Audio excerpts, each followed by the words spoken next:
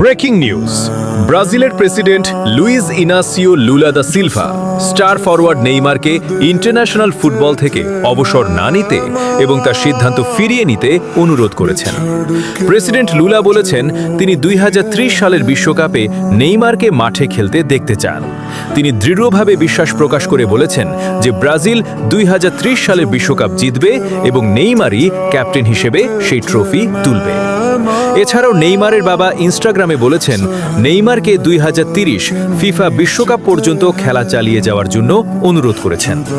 Neymar senior colon নেইমারের বাবা মা বলেন, একজন বাবা হিসেবে তোমার কাছে আমার একটাই চাওয়া, তুমি যেন তোমার মতো করে সামনের সময়টুকু ফুটবল খেলা চালিয়ে যাও। সেপ্টেম্বরে অস্ট্রেলিয়ার বিপক্ষে ব্রাজিলের প্রীতি ম্যাচ অনুষ্ঠিত হবার জন্য আলোচনা চলছে। আশা করা যাচ্ছে নেইমার প্রীতি ম্যাচগুলো খেলবেন।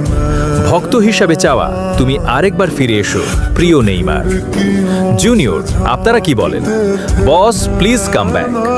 সাকিব, ফেসবুক পেজ ও ইউটিউব SD সাকিব 24।